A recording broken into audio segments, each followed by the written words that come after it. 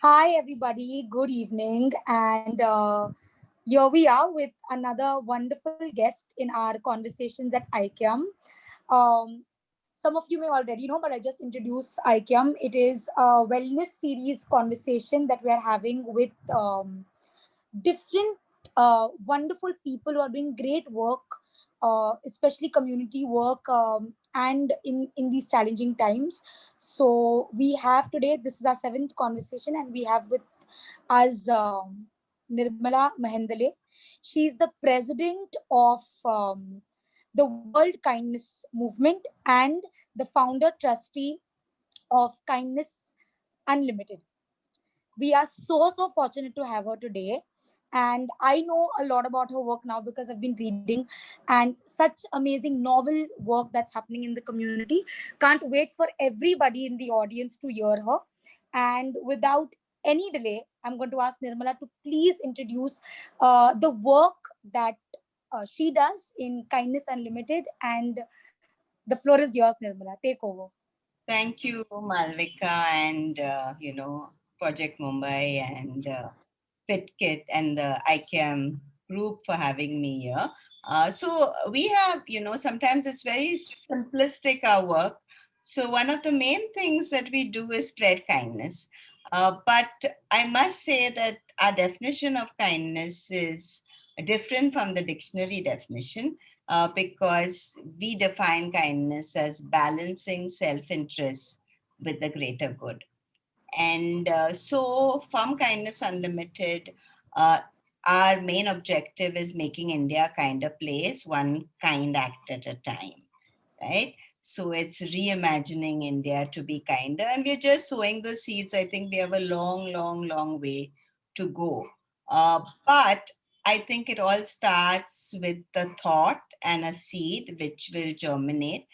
And so, how do we do it? We have innovative projects. I think more than anything, it's creative because we are youth driven. So, anything that gets youth. So, in our initial days, we use dance and we use music because I really believe music and dance are great ways to connect. They are the universal language of love and joy and whatever, So we started a lot of programs in that trend. Then we went on to projects.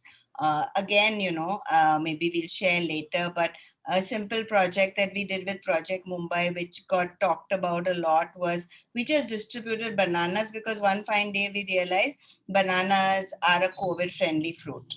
That means you could peel the skin and it was still possible to consume it. But we decided we will only give it to kids.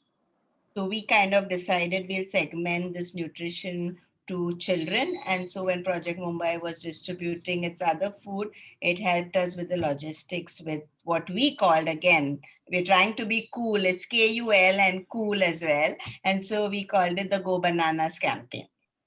Yes. And I think the entire pandemic, we've stuck to being creative. Being an organization run by volunteers, we're always having resource challenges. And I think when you have resource challenges, you tend to be more creative because, you've got to work around what you have. And yes, so that's the flip side of that. And so, this year has been for kids. So kids has been our focus. We also started kindness circles, which is for schools. And how do we bring kindness to schools, and how do children, just tell a kind story without any expectation? And if someone doesn't share, that's fine. But how do we start? And so, very simply, I think the World Kindness Movement and Kindness Unlimited, we are the organization that's on that table representing India. So, how do we make this word kind come up on the agenda? And when we look at schools, we look at colleges, we look at organizations, corporates, we don't find the word kind in any mission statement. And actually, it's such an amazing word because it means so much inside that word, right? So Yeah. it's a simple dream of putting the word out there. And we believe if people start using this word, thank you for your kindness, thank you, it was a kind act, maybe it would seep in and more people will start understanding that it's quite simple to start practicing. Yeah, I mean, you said it's so simple, right? The word kindness, and yet we don't find it in a lot of even literature. We don't find it in a lot of our vision and mission statements. I would say simple and so profound, Nirmala. In fact, I have studied psychology. I'm a practicing psychologist and therapist, and um, of whatever research now we've seen on happiness, and emotional well-being, we are hearing that selflessness, generosity, altruism is something that adds to your well-being, that adds to your mental health. And I think even though it's such a simple concept, it is so profound and so important in today's times, and you guys are the living proof of that. In fact, I would like to tell all my viewers, please go to the Kindness Unlimited website. You were talking about Go Bananas, you were talking about kindness circles, and I've been reading as well. And I think it's such an essential process right from the beginning, right from when people are in school, to kind of imbibe that. Which brings me to my next question, Nirmala. You're with you all, even on your website, when I've spoken to you even before today, kindness is something, I think it's like a fundamental framework for the organization. I wanted to understand, what are your views on kindness in with correlation with mental health and emotional well-being? Do you see this as an integral part of mental well-being, or your I, thoughts? I think it's the core of mental well-being Hmm.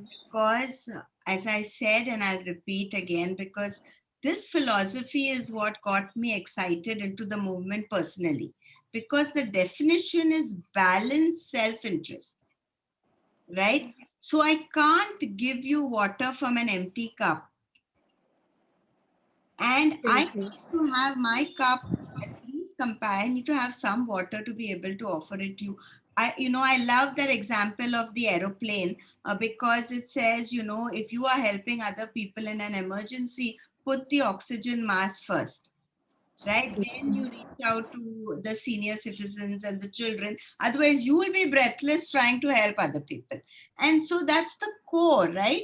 That now the challenge is there are, people who would put themselves last and so they suffer.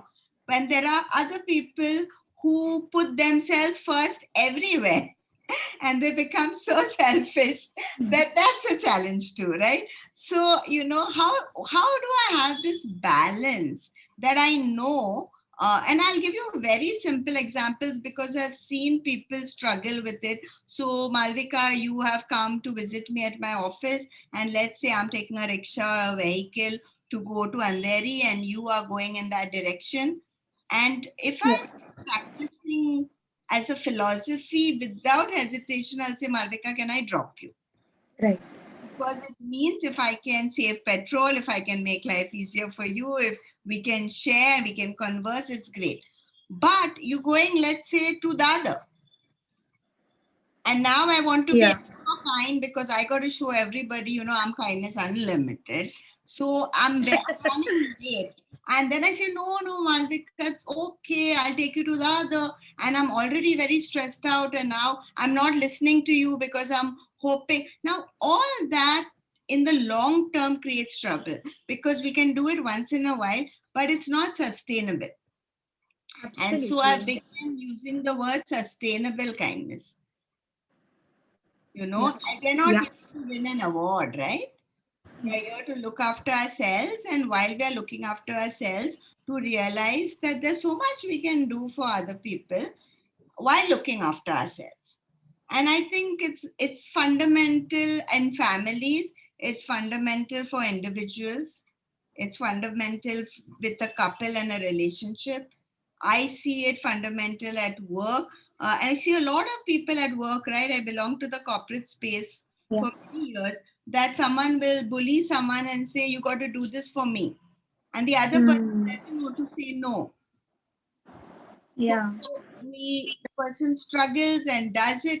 How long can you push someone and how long can you be productive? How long can that relationship be sustainable for both, right? But it's always, it's the giver and the taker. And there's always that equation. And I think for mental well-being, it's a challenge. I know it because I myself struggled with being not assertive. So I can tell you from my own personal experience that I don't remember being assertive right through school and early college. And it happened only when my identity bloomed, when I started liking myself, when I started accepting that I had some good in me, Yes. started Absolutely. accepting that I could see the strengths. All that time, I couldn't see my strengths. And for those who know me from school and my teachers don't recognize me today, Mm. because I was a total, they didn't even know I existed. People say, who's this Nirmala from school? So I can tell you with my own example that such a journey, and some of us are fortunate. Either we have found a mentor, Yeah.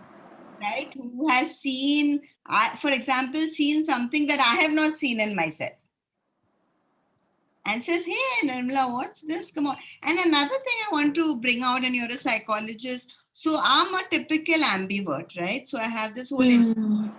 now, right through school and early college, the introversion in me was dominating, not because I didn't have an extroversion, because it was easier for me to go into my shell. Absolutely. Yeah. Then, when I started accepting myself and liking myself, the extroversion just came out. And now there are times, of course, I need quiet and silence because I'm not a full extrovert, right? But I've chosen a profession and I've made so many choices now with that knowledge that I can Switch and also move on that continuum. move, Absolutely. and accept that I'm not like some others who can be 24 by 7, with groups and partying, and I just lose my energy after some time. Absolutely. And I think so wonderfully, Nirmala, you brought out this idea of, when we think of the word kindness, we look at it as extended towards others. But the way you've connected it to mental health, I think you've connected it beautifully to the idea of self acceptance, recognizing your strengths and weaknesses, self care, and absolutely all these things so essential for long term mental health and emotional well being. Also, wanted to understand, Nirmala, uh, how has the last 1.5 years been for Kindness Unlimited and for you professionally? Because it's been a pandemic. It's I think it's shaken all of us. So specifically for the kind of work that you all do, which is going out there and helping people, how has that been affected because of COVID-19? Uh, so, to be very honest, having creativity as a core value has helped us, because now, we had to find a way out. And we're always finding a way out because we're always having challenges. And, being a volunteer driven organization has huge, Absolutely. right? So, Absolutely. this was one big thing that came up, and we have to find a way. So, first of all, it's the mental attitude that it's no big deal. Let's sit down, let's be calm, let's find a way out. So, one is the belief that there is a solution, there's a problem, and every problem has a solution. Okay. So, I think another advantage that KU had was we've always collaborated, and we've never Mm. pretended till date to do it all Right. ourselves. Now, with Right. that, you had to look at the people past and new people who could help you. And we've never been shy about going to someone and say, hey, you do this job better than me, you do this part of the project. And I think those of us who can go with that humility and say, I can't do this, I don't have the resources for this, so let's divide this. Can I contribute here? And the classic Go Bananas, we started with doing a crowdfunding where we, got young people to say, even 500 rupees, why don't you give? It'll get you 167 bananas. So we started that. We created a creative campaign. We made people, and I don't know whether after Go Bananas, there were two more creative things that happened. We found a lot of artists were ready to help. So we started the Work of Heart campaign, and we told artists that if you contribute anything kind, a song, a poem, a story, uh, anything, a painting Right. that depicts kindness, we will donate 500 rupees on your behalf. So they started pouring in, and they felt, so it's not always money that you need to give, right? Because everyone Absolutely. doesn't have money. Someone has talent, someone has time. So when then we started putting it up on our website at that time, let's say Malvika gave some money, Sonal gave artwork, and so the artist community of youth fell involved. Then the actual artist helped, because they felt that, how about giving some percentage of our money from sales to the Go Banana. So there were artists who were putting it on our site, and they donated 30%. Well, what I'm trying to say is, when the intention is good, you have a ripple effect. When we started, we never thought, right, we'll get support from this community. So it's a question of that creativity, that ability to adapt, which I think, we are a 15-year-old organization, and you can imagine we've gone through all kinds of cycles, right? So Yes. all kinds of storms and rainbows and everything. So I would say we kind of managed, though personally it meant adapting a lot, because it's not you as an organization, it's you as a team also. And if the team is upbeat, and if the team is optimistic and hopeful, I think the energy rubs off. So I think we were fortunate with a team that could look at things a little more optimistically. And I think we started pretty fast, by the 1st of April, we had already started thinking of what we can do. And so it keeps you going, because instead of spending too much time on the best project, you just started something. Otherwise, you're thinking, and then you have this whole analysis paralysis, on, Yeah. to do something superb. I can't be doing something small, and you just start. It's the first step. And and that was it. And I think, from and when you have family support and other things, it's a question of feeling grateful. And I have the, good fortune, or not so good fortune, I don't know, of meeting people across divides. So for many, many years, I have met all kinds of people, right? And that gives me a very realistic view of what the world really is. And Absolutely. it's a complex world out there. Everybody is struggling. There's that famous quote, right? Everybody is struggling. So be kind to people, because you don't know what they're going through. Absolutely. And Nirmala, certain things that struck me. You said that creativity as the basis of your work. And I also feel, along with creativity, what I picked up from what you shared was collaboration and humility. And the idea to be so person centric and not task centric is something that I picked up from you, which is, I hope that, especially young people who want to get into any kind of community and social work pick this up too, because I think if not this time, then when, right? In a pandemic, if you're not creative as well as focus on people for people, then when?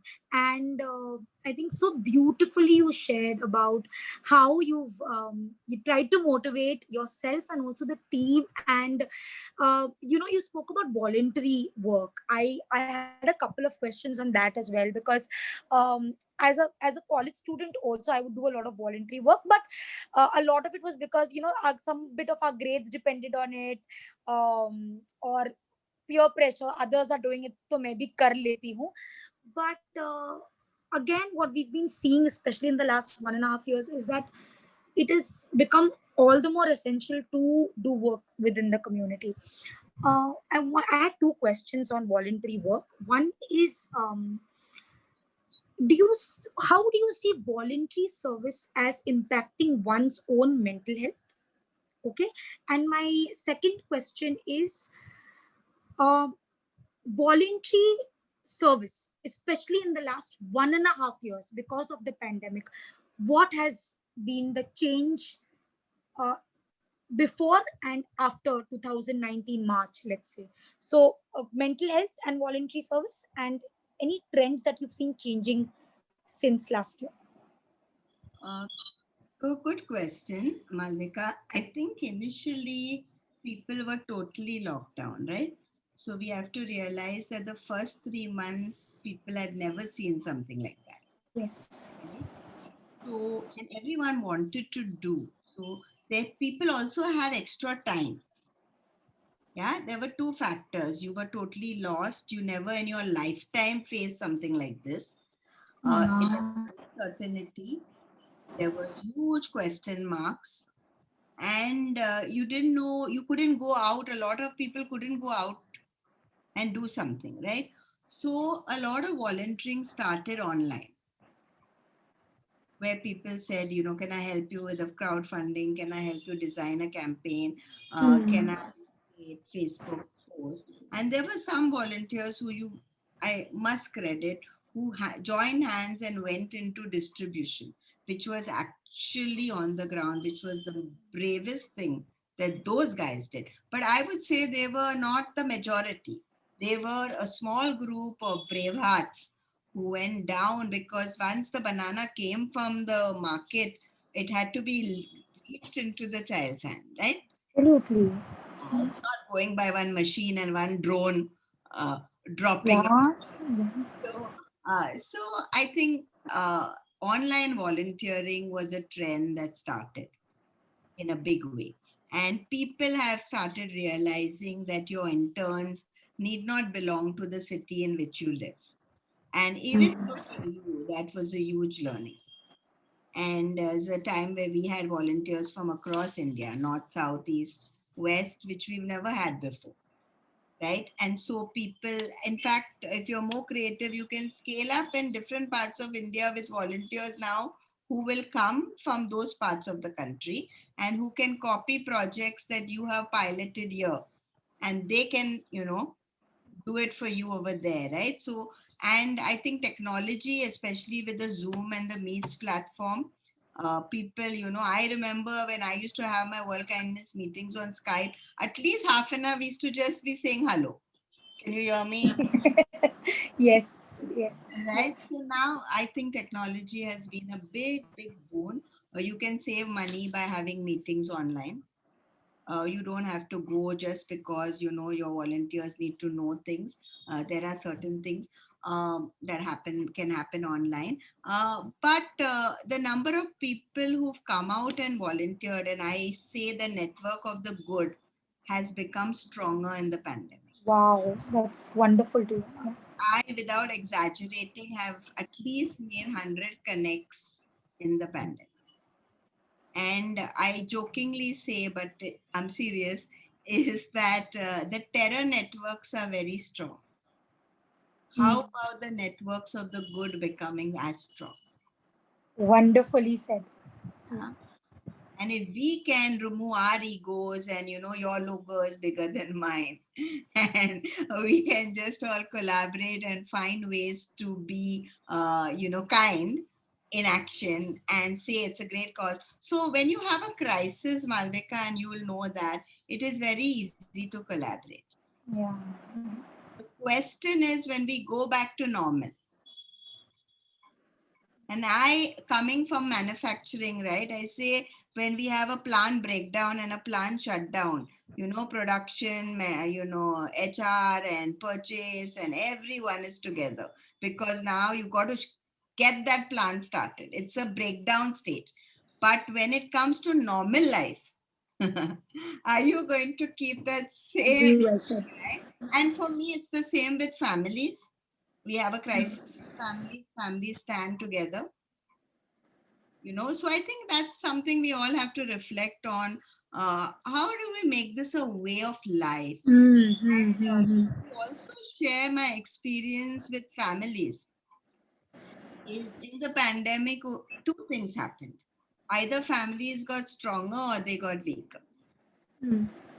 I rarely saw that middle path, because those who were already vaccinated with kindness and collaboration, those families just came and helped. Those who were fully dependent only on a maid or outside help and didn't know how to work, the balance was kept by an outsider. Those people Yes, struggle, yes. right? And so I think for families and individuals and organizations, it's a great time to reflect, how do we make this a way of life? Mm. And how do we realize that collaboration, cooperation, kindness, small little things can make a big difference to a unit? Absolutely.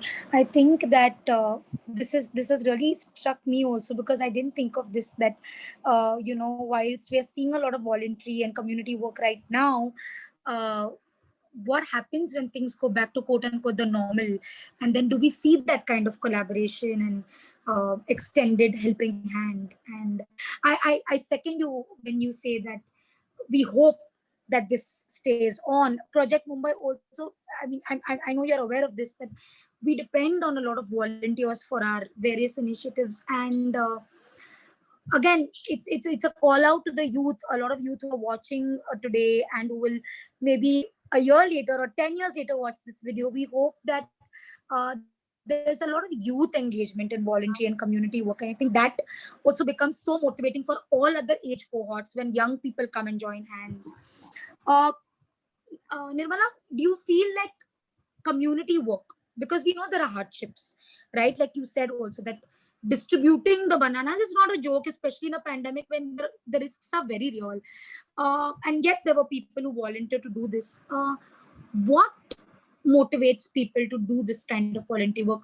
What is it that is intrinsically rewarding, that people go out there and extend their service?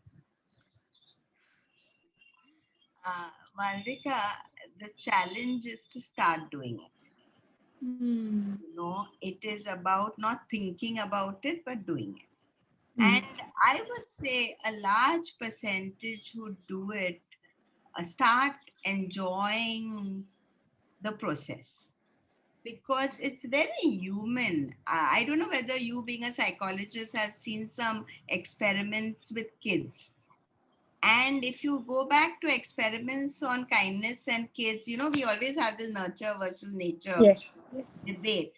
When one kid drops something, no, the other kid will pick it up, Absolutely, right? absolutely. And now the question is, once you start realizing there's a joy in helping and the other person is not taking advantage of you, but you can do it. Like, for example, a young person has energy, a young person has strength, a young Hmm. have time. You have to see what you have, no? So I tell young people that do and bring what you're good at.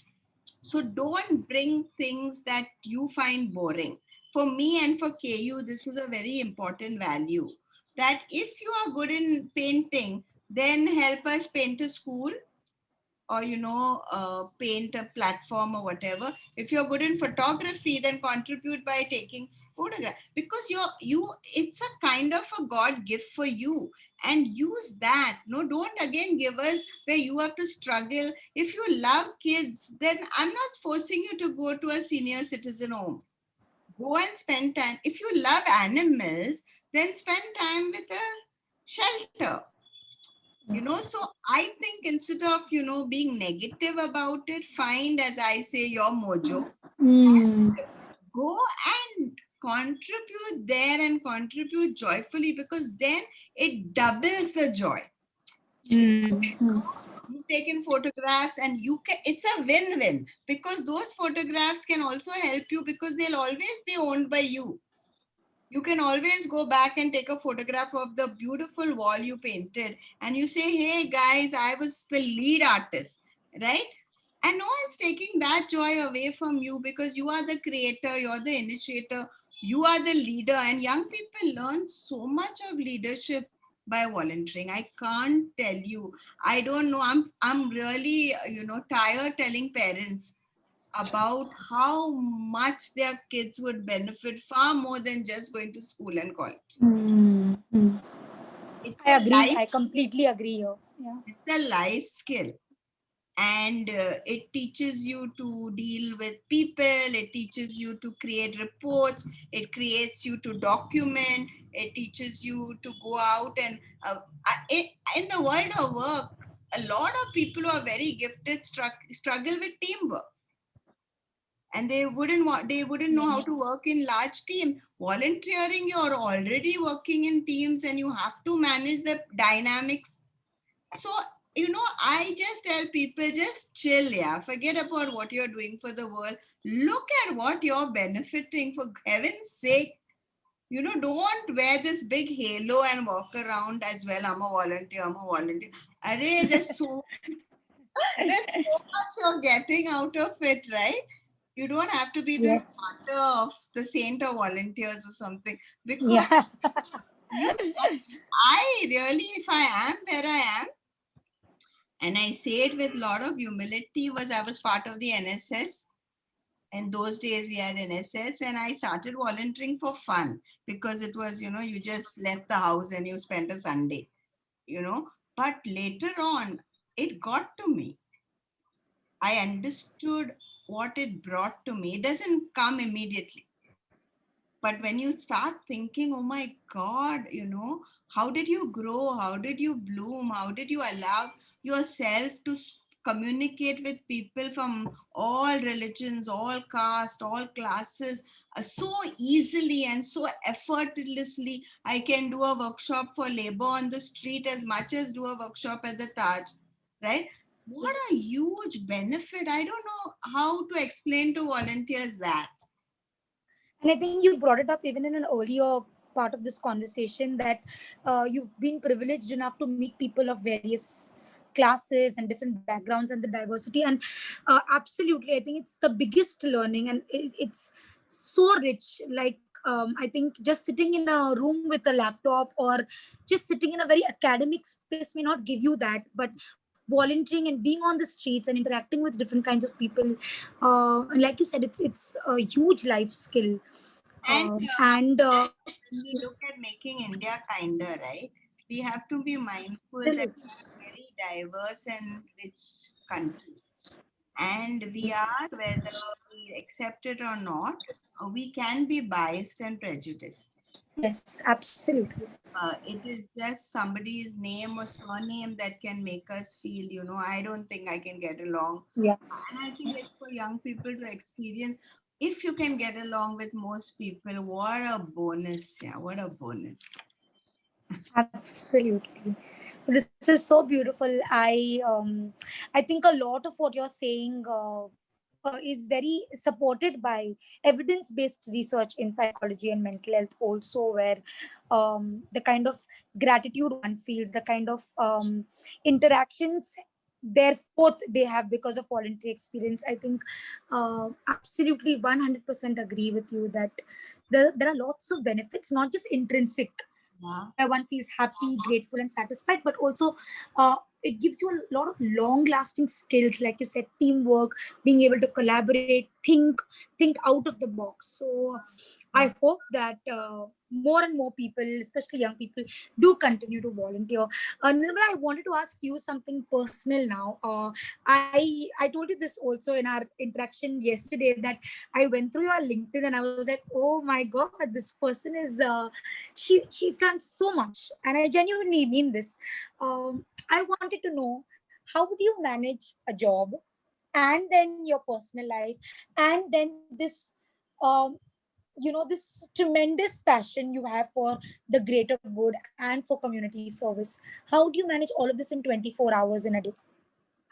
So, to be very honest, Malvika, I think, I kind of were one of the few people who felt at a particular stage I should just chill and stop being greedy about chasing any other trophies or goals, Mm, right?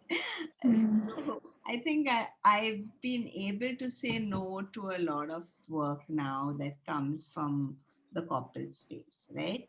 And and I think it was very, very difficult initially. Uh, mm, Now it comes very easily because I see the joy in what I'm doing. So I've kind of balancing it by, and earlier when I was very, very busy and I used to travel a lot, Kindness Unlimited was started by Mr. Kalbag, who at that time was in his late 70s.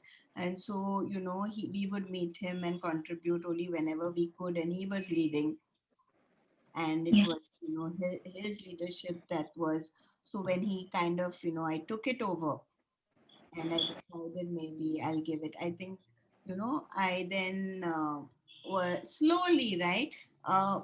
Very, very slowly and gradually you decide. It doesn't come one fine day. But I am very fortunate that because I come from being an employee, then Yeah. a business, Yeah. and then now coming into the social space. And also I think I've been very fortunate to have interreligious, intercultural, may you say, marriage, and has brought a lot of value to my thinking. uh, Beautiful. I'm trying to live it, right? So when I say balance self-interest with the greater good, I see it every day at home. Yeah. And it's so easy to go out and do an interview with you. But what about going back to all these guys I live with? Right? That's not easy, right? You got to be able to live that. You got to be able to, because then that gives you that much more joy, and I think a little bit of authenticity. Yeah. Yeah. So, so I think that way I just, every morning, I just say thank you to the divine, Mm. because Yeah. it's not everyone who is able to find purpose, and I think coming to mental well-being, I think that those of us who kind of feel, even if it's a job, there's a sense of purpose, I'm contributing to something, like I remember that, when I used to work in a company that made soaps, and I used to have Okay. fun with my workers, and that's how I learned how to sit in the plant and chat up with my workers. And I would say, what do you make? And they say soap, and I put the label, and then one fine day, just by accident, I said, you don't make soap, yeah. They said, what do you mean? I said, you actually help people with hygiene, and you help people. I suddenly realized I gave them some purpose. It was not just making soap, but you are contributing to a far larger mission. I think all of us must find somewhere that and start believing that even if it is bringing up a child, it's a purpose. It is, it doesn't have to be large and it doesn't have to be big, right? It just needs to be, I'm proud, I'm a mother, I Absolutely. and that's fine. Where are we running? Nobody remembers the award, the trophies, believe me. Right? No, but you do one kind act. If I come and see you when you're sick and I surprise you with a bowl of soup or something, I don't think that's going to touch you far more than I come, hey, Malvika, I got this trophy. Absolutely. I think it's so impactful. I think kindness is such a powerful tool. And again, I think when you speak, no, Nirmala, I'm sensing so much of self awareness also. I think when you've made this decision of, okay, now I need to start saying no to certain kinds of work, maybe need to start absorbing myself in some other kind of work, in this case, social service. I think it requires so much of reflection and so much of determination to be able to say, I'm going to resist this temptation, I'm going to say no, and I'm going to choose what I do with my time, finding that purpose. At the same time, Malvika, to know that everybody has so many challenges, right? Yeah. And Yeah. there are people, so there's no race, there's no game that we are playing. You look at the challenges that people have and how they are coping. They all need acknowledgement because the dice is so random, right? Today I have a Yes. person who used to work with us for many years. Suddenly his wife gets cancer at 30, is struggling at Tata Hospital. I've been going through the process with them, trying to see how much chemo costs, trying to get the operation, I mean, where is that dice? Is it planned that the dice falls onto somebody? I think we need to have that humility. Yeah.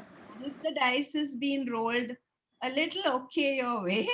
You got to just accept that you are a little better off and there are times you will be worse off and better off because you will live Yes. for 60, 70 years, right? So someone sees you when you're 40 and they say, oh, damn lucky. Same person has met you at 20 and says, oh, no, I don't want to be. But I've always told people that if this is my story, would you exchange it with me? And I've never found one person my Mhm. story. And I think that should tell you a lot.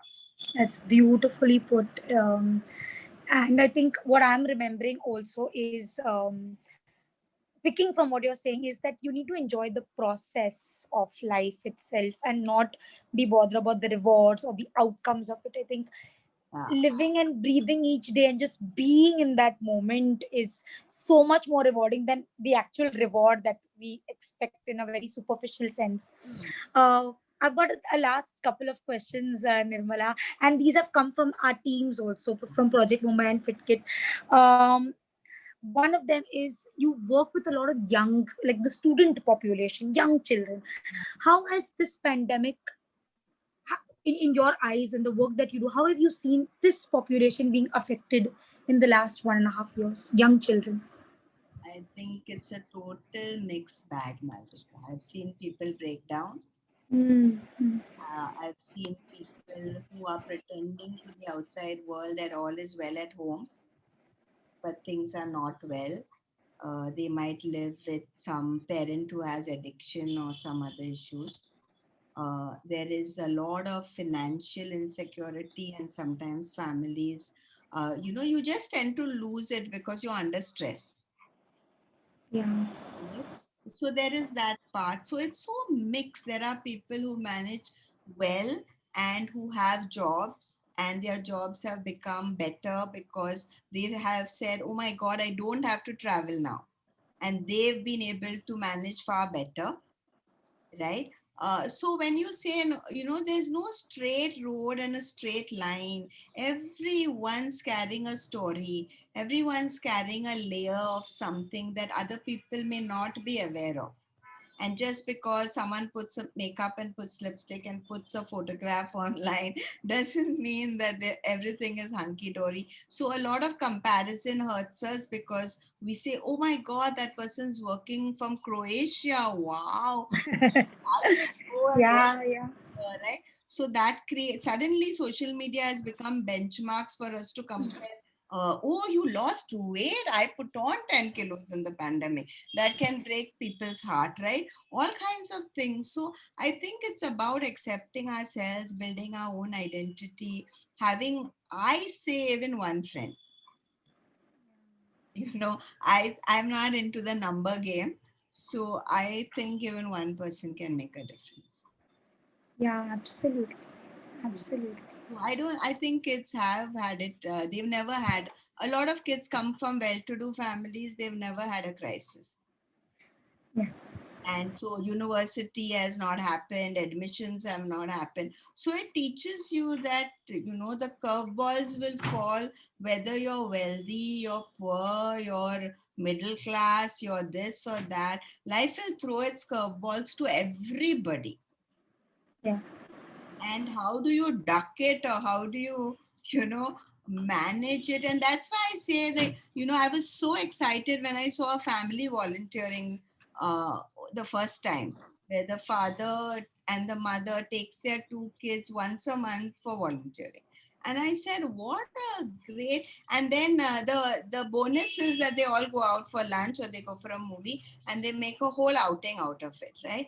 But the values, the bonding, and I think the time has come for us to look at how we can look at some sustainable ways of living and loving both. We are Yeah. close to Valentine's Day, and you rightly said kindness is a verb, it's Yeah. an action, it is something that someone has to see you doing.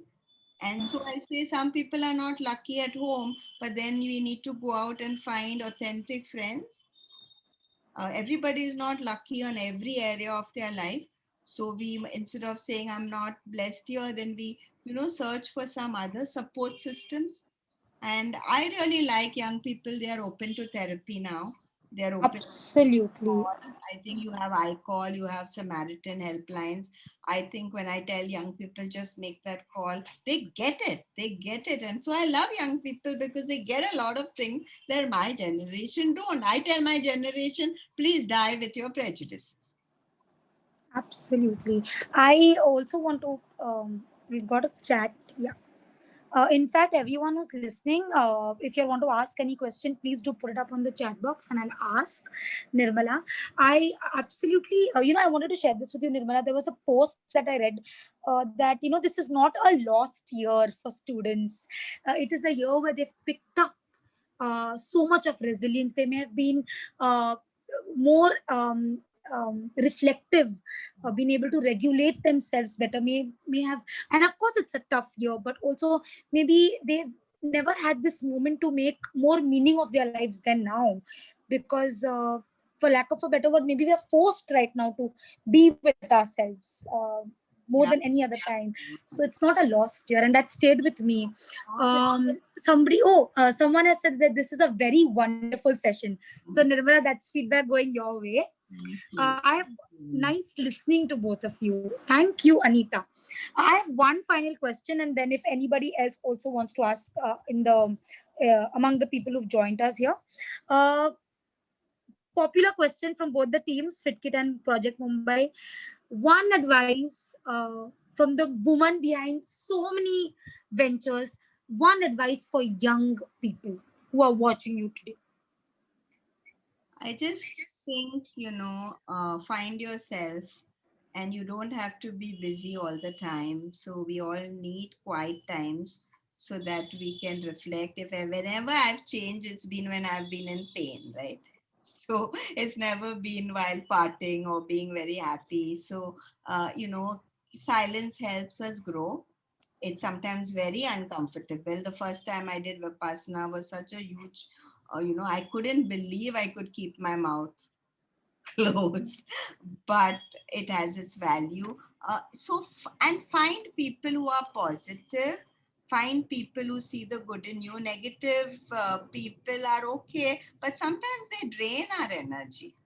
And we've got one life, so learn to deflect that. There's no point sitting, for example, and watching the news, right? When everything is bad news. Completely agree with you. Completely agree. I Like, only watch now. I read print news. I yeah. can't watch visuals The also good now. thing of print is you can decide what not to read, right? Yeah, Sometimes filters. you've got Yeah. to listen to somebody belting out as if it's doomsday every day.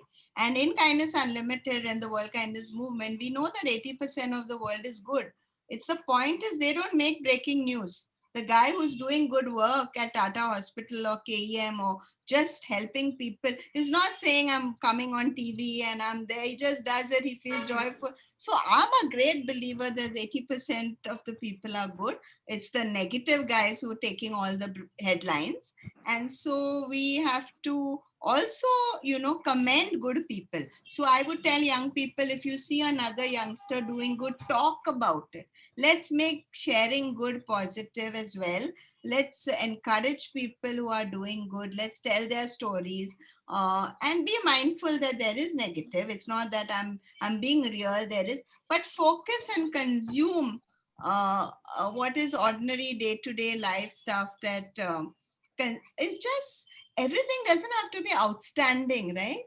If somebody is just picking up the garbage from my house joyfully, I should be joyful about that person. And simple thing, ask that person, hey, what's your name? Are you Anita?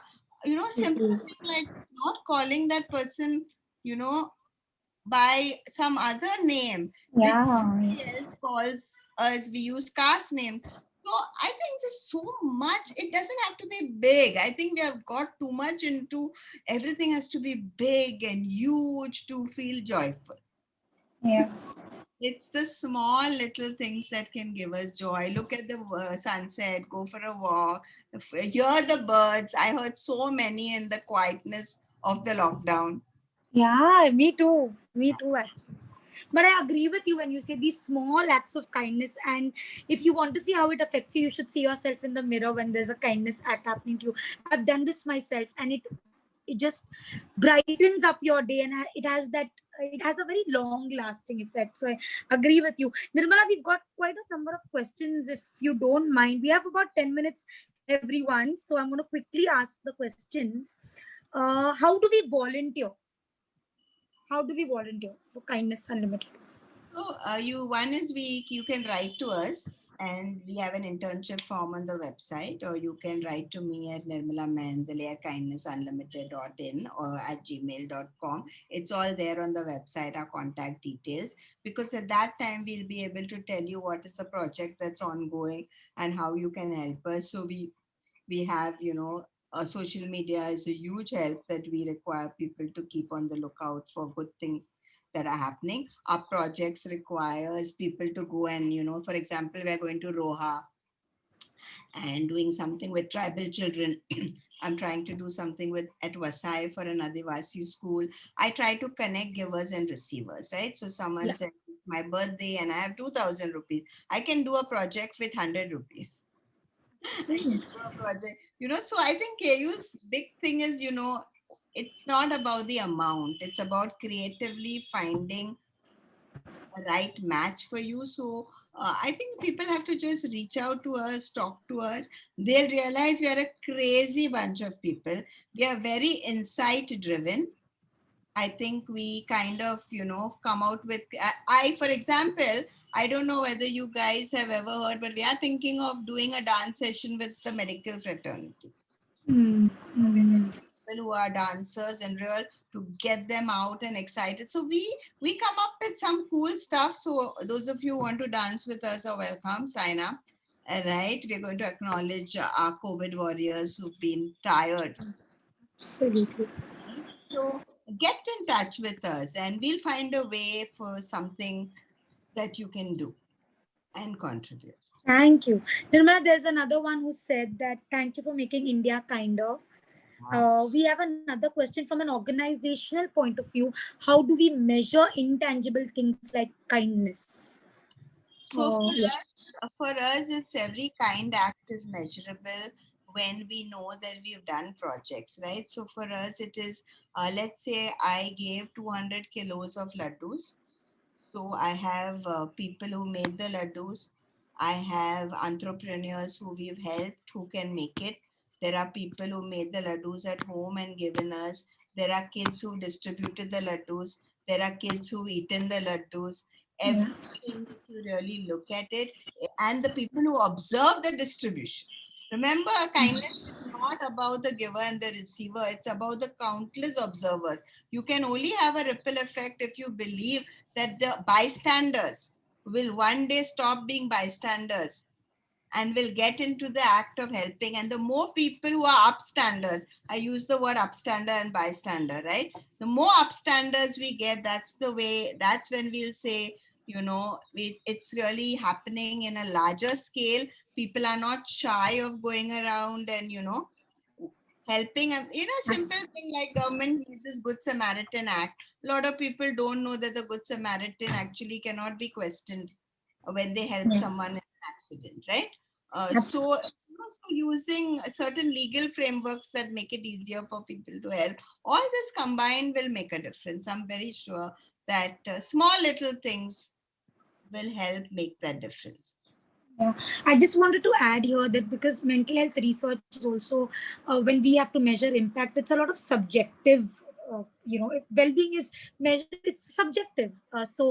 What has helped in terms of like mental health indicators also is we try and do a mixed method. So there will be quantitative scales and surveys, but you also back it up with case studies or with a focus group discussion, like you said, with the different stakeholders that you're working with. If you can have focus group discussions, you will actually get narratives that help you understand the impact that the kindness project, or in my case the mental health project, has had on the stakeholders. Guys, we'll have to stop questions. There's lots of praise coming your way, Nirmala, so take a bow. We have one last question, guys. I think we'll stop with the questions after this. um, it says that sometimes it so happens that you close yourself up because of something bad that has happened in the past to you. So you may stop believing in kindness or good karma or goodness itself, and you struggle to break free from these negative thoughts. Has this ever happened to you, and how to get over such thoughts? I think that's a wonderful question. I think it happens to practically everybody. It's not something that there are phases in our lives, and we have to accept gracefully that there is a phase. Now, how do you get out of it?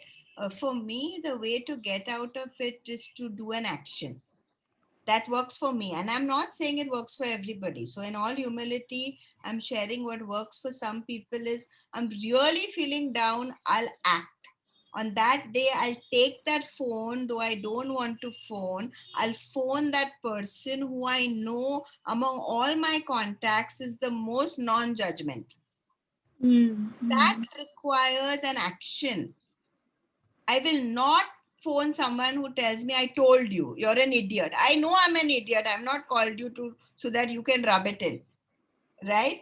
I'm calling that person who's saying, talk, speak, because just now. So I think it's about understanding that, who is that real person we can go to? What is it? Do I have that blind school, or do I already have created a contact with that NGO? And so today morning, I'm just going to get up, even if I don't like it, put on, my outdoor clothes and go there.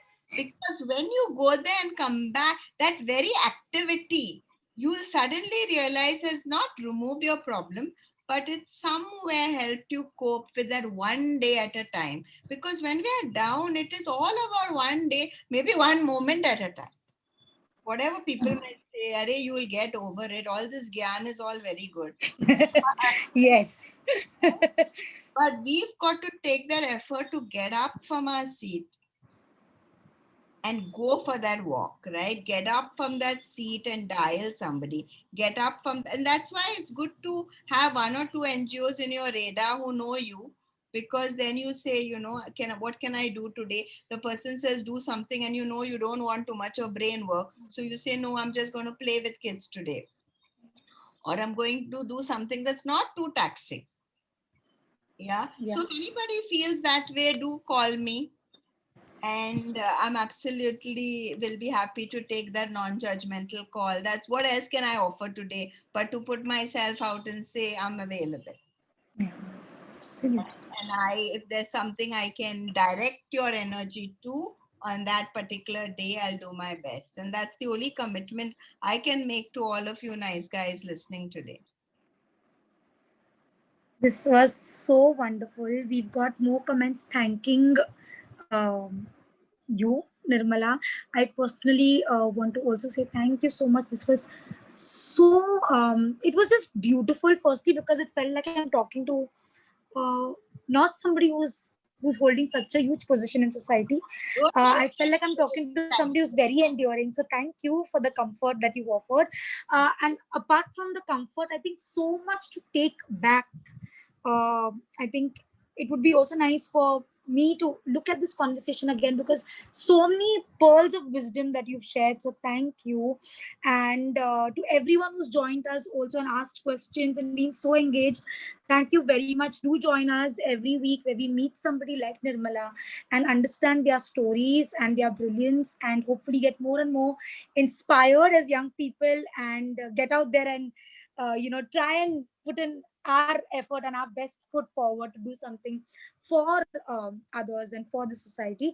Thank you, Nirmala. I hope to chat with you soon and meet you at maybe a safer time when things are opening. And thank you very much for today.